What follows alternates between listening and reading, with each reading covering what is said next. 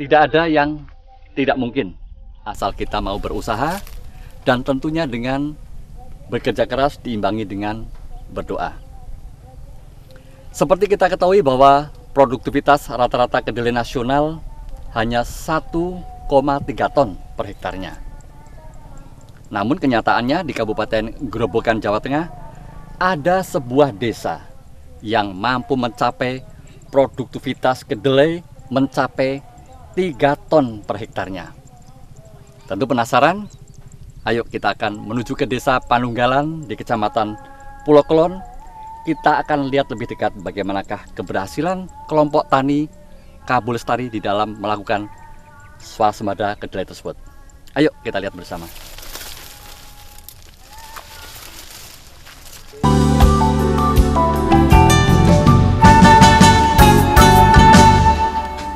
Raut muka gembira terpancar dari wajah Abdul Karim, Ketua Kelompok Tani Kabu Lestari Desa Panunggalan Pulau Kulon, ketika menceritakan keberhasilan kelompok taninya meraih berbagai macam prestasi, terutama prestasi nasional yang menghantarkan kelompok tani ini mendapat penghargaan dari Presiden Susilo Bambang Yudhoyono di Istana Negara Jakarta pada November 2011 lalu.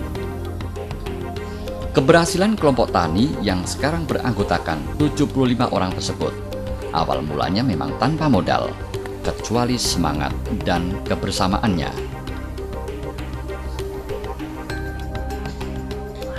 Kelompok tani ini berdiri sejak 1 Mei 1997 dengan jumlah anggota pada awalnya 25 orang.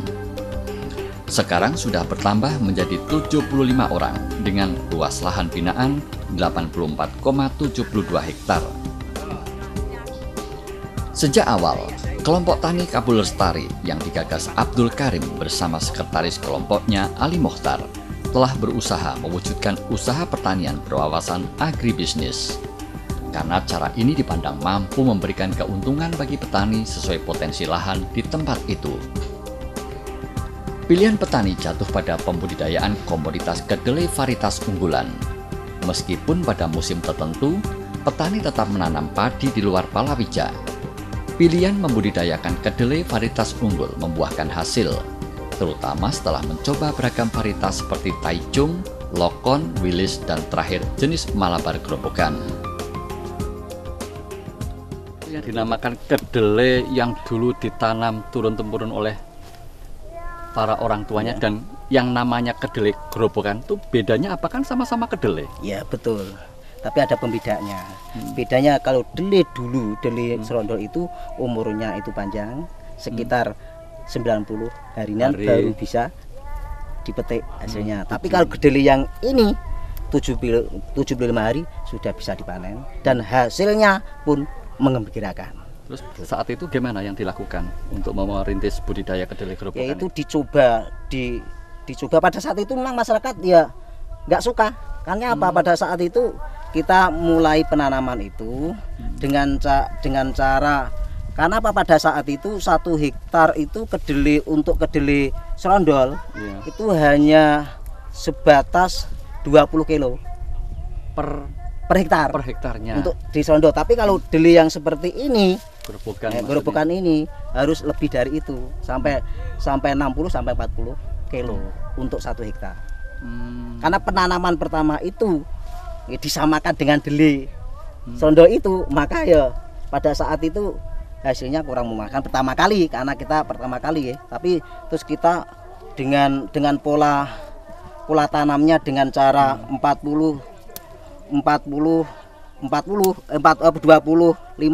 20 ada jaraknya itu saat ini. Maka dengan cara seperti itu, maka hasil dari kedelai itu memuaskan sekali. Benih unggulan jenis kedelai Grobogan menjadi pilihan terakhir. Selain usia tanamnya relatif pendek yaitu 71 hari, biji polong kedelai yang dihasilkannya pun jauh lebih besar dan banyak dibandingkan menggunakan benih lain.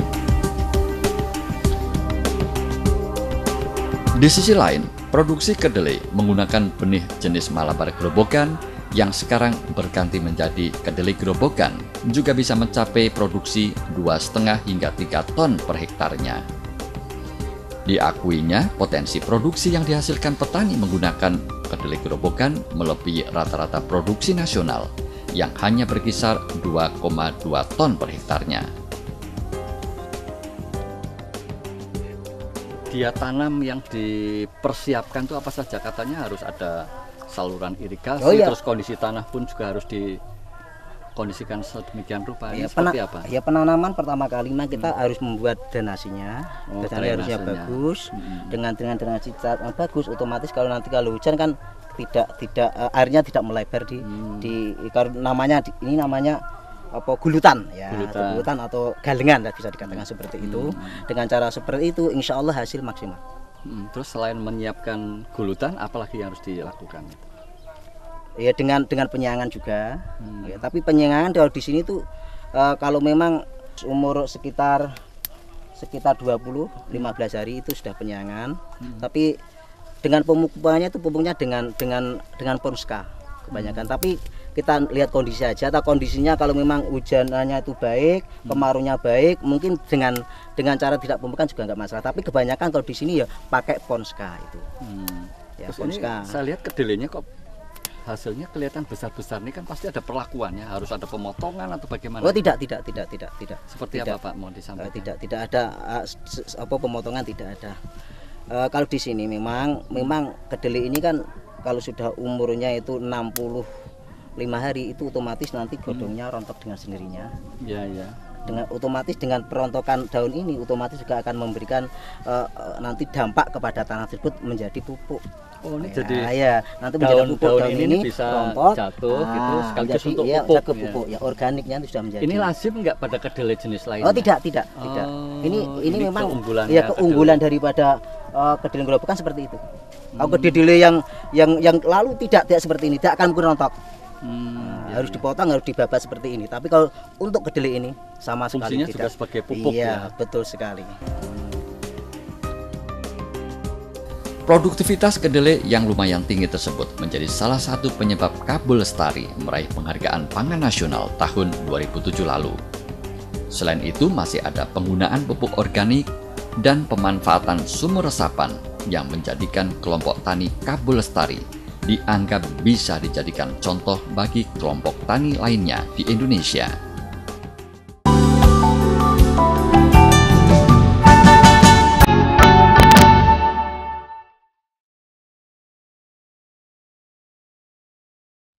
Kedelai, kecuali memiliki nilai ekonomis yang sangat tinggi saat ini, juga memiliki fungsi konservasi yang baik. Dengan menggunakan kedelai gerobokan dan teknologi dari BMF, hampir seluruh daun akan rontok, sehingga menambah organik tanah, dan seperti tanaman kacang-kacangan yang lain, akan meninggalkan mikroba penambat N, dalam hal ini adalah rhizobium di dalam tanah. Di samping kedelai, teknologinya juga dapat meningkatkan produksi tanaman subtropis yang dikembangkan di daerah tropis yang lain, seperti padi, jagung, singkong, tebu, dan lain-lainnya. Petani di daerah sini sudah sejak zaman dahulu kala mereka menanam kedelai selalu di musim hujan sebelum mereka menanam padi. Ada yang menarik pada saat mereka melakukan seperti itu karena kedelai sedikit banyak akan menambah organik tanah. Apalagi kalau kita melihat di daerah sini, kedelai pada masa akhir usianya itu akan merontokkan seluruh daunnya sehingga akan menambah organik tanah. Hal tersebut sebenarnya yang secara tanpa disadari oleh penduduk sini membuat tanah di sini juga semakin subur. Kecuali juga mereka juga menggunakan beberapa jenis teknologi di mana mereka sanggup membuat kedelai di daerah sini mampu beradaptasi dengan baik dengan kondisi di daerah tropis basah seperti saat ini. Mereka membuat supaya tanah mereka jadi subur. Kalau kita melihat justru boleh dibilang rumput tidak tumbuh di daerah sini karena daya dukung tanah yang sangat bagus terhadap tanaman utama sehingga tanaman utama sanggup menghasilkan efek alelopati, gulma menjadi semakin sulit tumbuh. Di daerah sini juga mereka juga membuat supaya tanaman menjadi optimal, tanaman menjadi optimal untuk kondisi di sini dengan merubah fisik tanaman. Salah satunya yang paling kelihatan dari kedelai gerobokan adalah percabangan. Kedelai gerobokan secara resmi dikatakan tidak bercabang. Tapi dengan teknologi lokal setempat sini, petani di daerah sini sanggup membuat supaya kedelai ini bercabang. Otomatis pada saat kita bicara kacang-kacangan, setiap cabang akan menghasilkan buah. Seperti kedelai di sini. Jarak tanam yang mereka lakukan, yang mereka pakai ada 35 kali 15 atau 20 kali 20. Mereka sangat-sangat disiplin melakukan itu. Mereka cukup rapi pada saat mereka menanam, karena mereka tahu dengan jarak tanam yang tepat mereka akan menghasilkan hasil yang optimal juga. Kemudian mereka juga sangat baik dalam hal pasca panen. Di musim hujan, sangat ditakutkan kedelai itu akan rontok di lahan. Petani sekitar sini, dengan penggunaan teknologi yang kami bantu, mereka sanggup untuk memanen kedelai dalam keadaan kering. Sekitar 5 hari lagi, seminggu lagi, daun-daun di sini sudah mulai rontok semua, akan tertinggal hanya kedelainya saja, kedelai dan batang saja, tanpa takut pecah. Sehingga petani tidak akan kehilangan hasil panen mereka, sehingga mereka bisa mendapatkan hasil secara optimal. Itu salah satu strategi kenapa di daerah sini bisa menghasilkan sampai 3 ton per hektar. Di daerah tropis yang curah hujan dan intensitas cahayanya tinggi, mempercepat proses pelapukan tanah. Ditambah tingkat erosi yang tinggi, hampir seluruh tanah pertanian di wilayah Indonesia mengalami degradasi dengan skala yang berbeda-beda.